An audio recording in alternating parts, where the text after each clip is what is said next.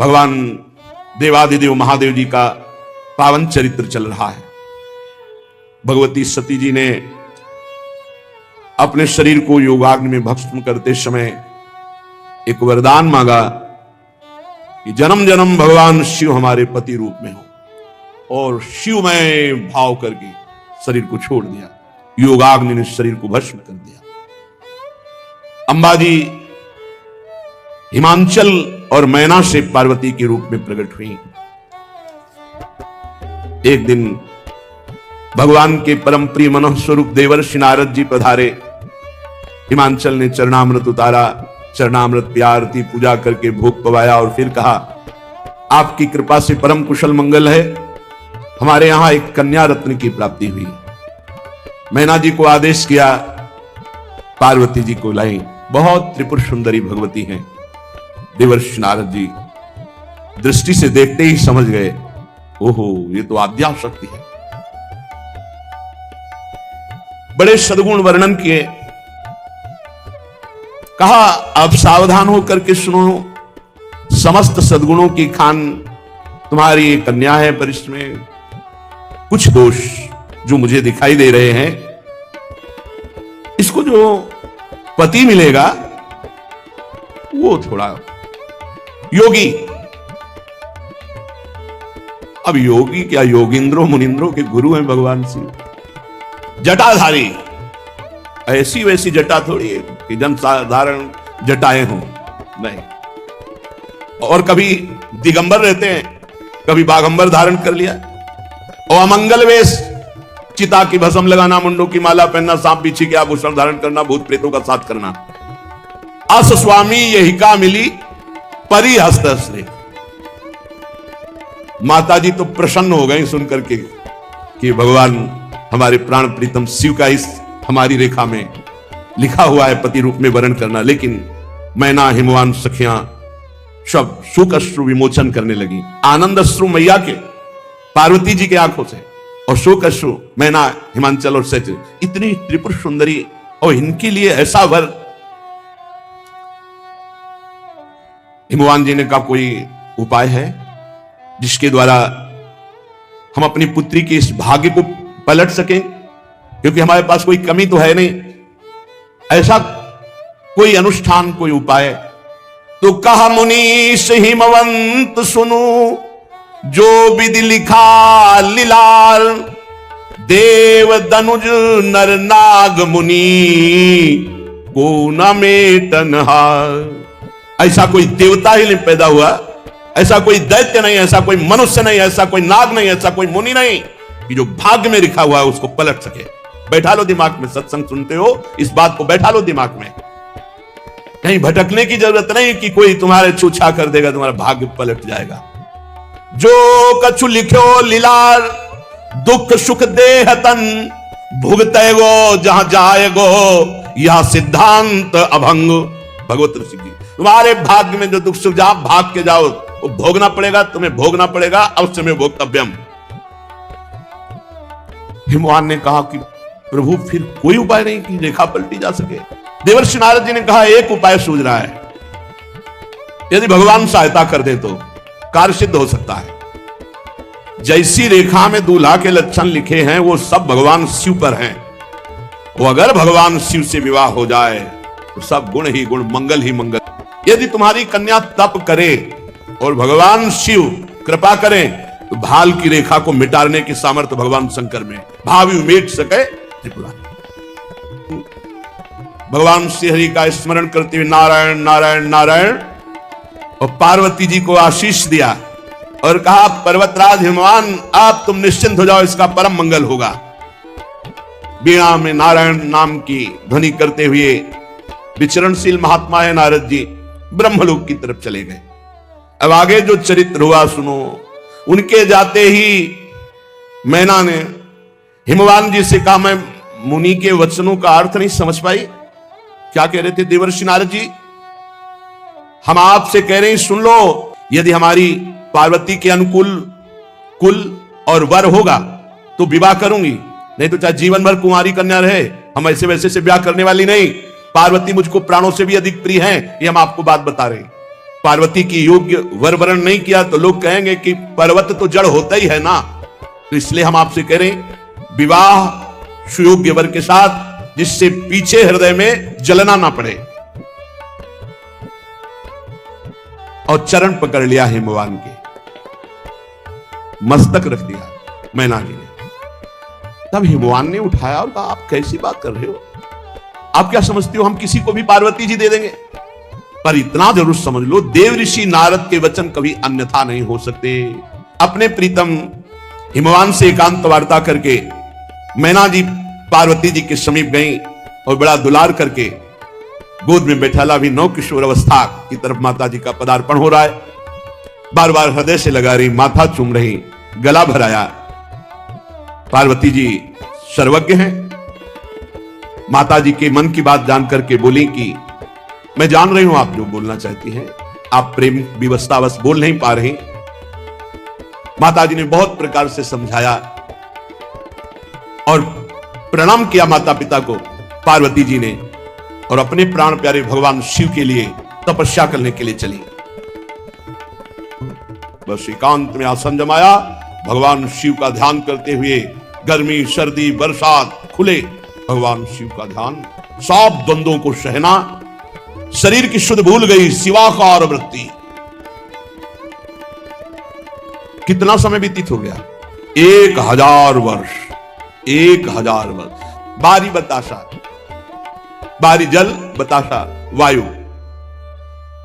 पत्ते भी खाना जो शाक्य थे उनको छोड़ दिया, बहुत समय तक केवल जल, एक बार उसको भी छोड़ दिया, जल को भी छोड़ दिया, केवल श्वास चल रही है। भारी तपस्या। फिर बेलपत्र जो जमीन पर गिर के सूख जाते, 3000 वर्ष तक ऐसे बेलपत्र को मुख में, सूखे हुए बेल, फिर उसको भी छोड़ दिया। पुनि परिहरे सुखाने उपरना, आप तो प्राण भी सूख गए। माता जी का नाम पार्वती जी का अपर्णा हुआ।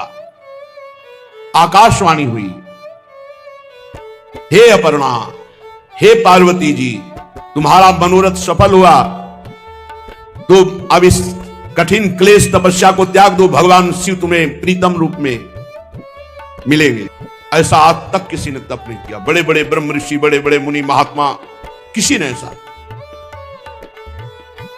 अब इस आकाशवाणी को तुम सत्य मानो, निरंतर परम पवित्र हृदय में बात धारण कर लो, भगवान शिव तुम्हें पति रूप में मिलेंगे।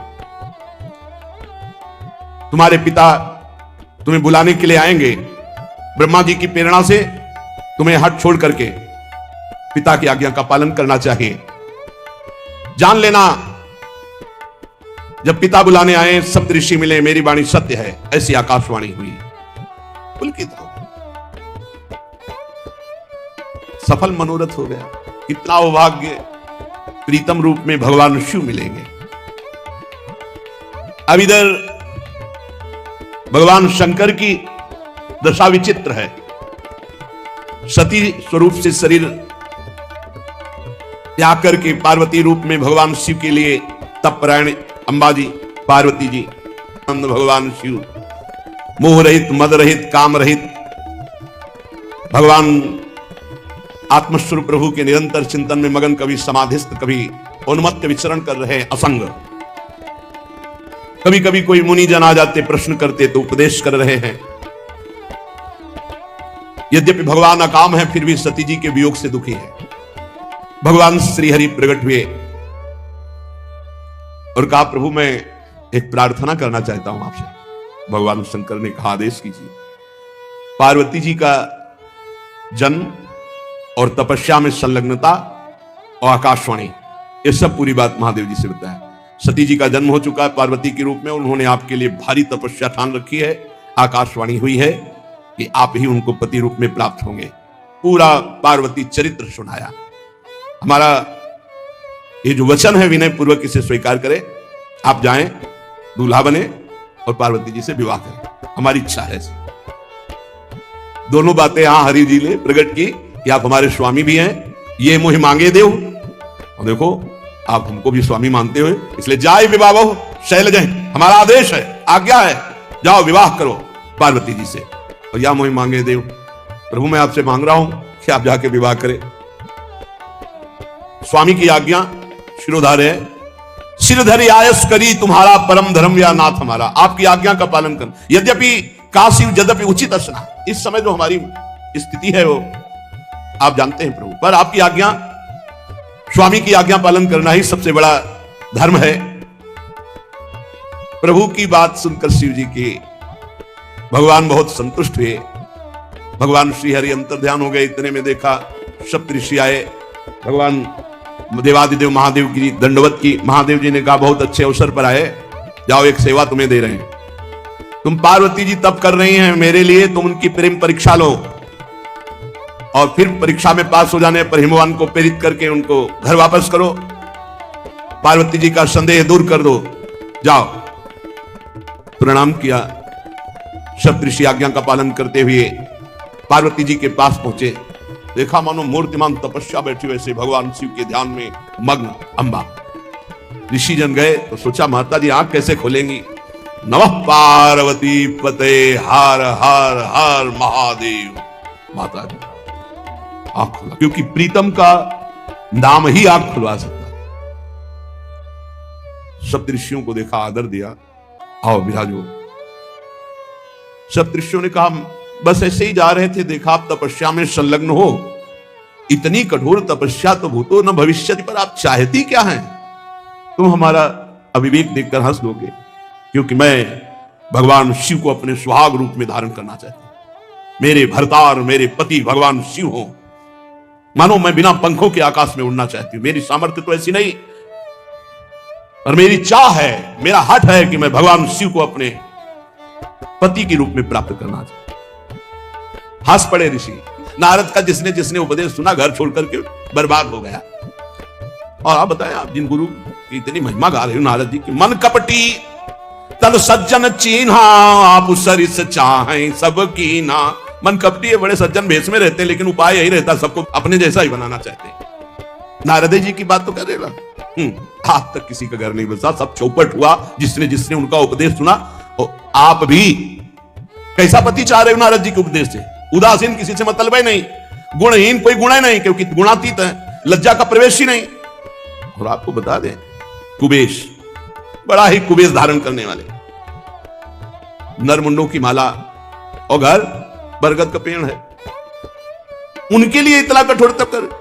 और आप ऐसे के लिए सुनो, हम बात करके आ रहे हैं।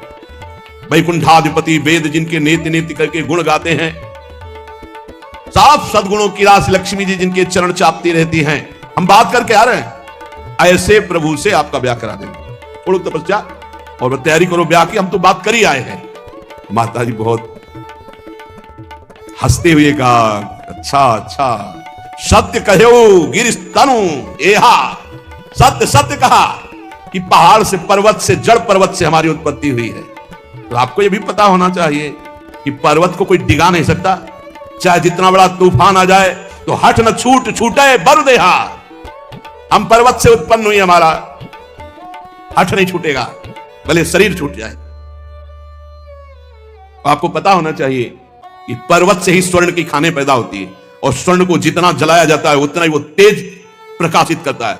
तुम जितना हमारे विपरीत बोलोगे उतनी हमारी निष्ठा और पक्की होगी। आपने नारद जी के प्रति, हमारे गुरुदेव के प्रति ऐसा कहा, क्यों कपटी हैं? तो आप सुन लीजिए, मैं अपने गुरुदेव नारद जी के वचन नहीं छोड़ सकती, चाहे भवन बसे, चाहे उजड़ जाए, आज ही सब नष्ट हो जाए, इसकी मुझे कोई परवाह नहीं। जिसको अपने गुरुदेव के वचनों पर विश्वास नहीं, उसे कभी भी सुख और सिद्धि की प्राप्ति नहीं हो सकती। माना कि महादेव जी समस्त अवगुण भवन में भगवान विष्णु समस्त सद्गुणों की खाने पर, तुम्हें पता होना चाहिए सप्तऋषियों, जिससे मन जिसका रम जाता है उसको उसी से काम होता है। मेरी तो मैं करोड़ जन्म की बात कहती हूं, हर बार जन्म लूंगी और तपस्या करूंगी और पति रूप में भगवान देवादिदेव महादेव को प्राप्त करूंगी। अपने गुरुदेव नारद के उपदेश को नहीं छोड़ सकती, चाहे भगवान इष्ट शिव जी आकर सैकड़ों बार मुझे समझाए तो भी नहीं मान सकती। सप्तऋषि साष्टांग दंडवत हो गए क्योंकि वो आए ही थे परीक्षा ले। और हिमवान से कहा जाकर के, पार्वती जी की तपस्या पूर्ण हुई, भगवान शंकर वर रूप में मिलेंगे, जाओ उनको लेवा लाओ। और भगवान शंकर के पास जाके कहा, प्रभु बिल्कुल अनन्य आपकी है, किंचन मात्र कहीं अन्य कोई गुंजाइश ही नहीं है। अब देवताओं ने सब समाचार सुना, सीधे वैकुंठ पहुंचे, ब्रह्मा जी को ब्रह्मलोक से वैकुंठ से हरि को, और कहा प्रभु तुरंत कैलाश चलो, दोबारा समाधि न लगने पावे। क्योंकि फिर वो अपने मन को समाधि में लगा लेंगे। विवाह की बात तुरंत रख दो चल के, अब समय मत दो। सब गए और बोले हम तो सब बाराती बनने के लिए बिल्कुल तैयार है, दूल्हा बन जाओ आप, और विवाह अब समय नहीं देंगे आपको समाधि का। प्रभु पार्वती ने अपार तपस्या की आपकी प्राप्ति के लिए, अब अंगीकार कीजिए। भगवान शिव मुस्कुराए। ब्रह्मा जी ने कहा, दुंदुभी बजना शुरू हो गई, जय हो। ब्रह्मा जी ने कहा, सब तैयारी करो, बारात की तैयारी करो, क्योंकि इनके पास तैयार होने के लिए कोई व्यवस्था थोड़ी, सब तैयारी करो। नगाड़े बजने लगे, जय हो जय हो। भगवान शंकर ने कहा कि सप्त ऋषियों ने हमें बताया था पार्वती जी के प्रेम को, तो ब्रह्मा जी ने कहा हमने उनको घर भेज दिया है, और हमने सूचना भी कि विवाह की तैयारी करो। वहां तो तैयारी पहले से शुरू है, अब आप तैयारी कर लो। ब्रह्मा जी ने कहा देरी की बात नहीं है, लगन इधर लगन। मंगल कलश हिमवान के दरवाजे पर, तो कैलाश में क्या मंगल कलश, सुमन वृष्टि हो रही है। ब्रह्मा जी ने कहा देखो दूल्हा रहोगे आप, पर आगे नहीं रहोगे, सबसे पीछे तुम्हारी बारात रहेगी, सबसे पीछे भगवान शंकर। अब अपने अपने सब वही कैलाश में श्रृंगार हो रहा है। भगवान विष्णु की अलग, ब्रह्मा जी की अलग, देवराज इंद्र की अलग, वायु देवता की अलग, वरुण देवता की अलग। भगवान शंकर ने हुंकारा भरा कि आ जाओ भाई हमारे पार्षद, हमारी भी तो बारात है, तो आओ सब हमें श्रृंगार करो। दूल्हा का श्रृंगार हो रहा है। दूल्हा कौन है बस यही ध्यान रखना है, देवादिदेव महादेव। तो अब इनका श्रृंगार कैसा होगा, इनकी बारात कैसी होगी, आज कर लेने दो श्रृंगार, कल विवाह करते। श्री राधा वल्लभ।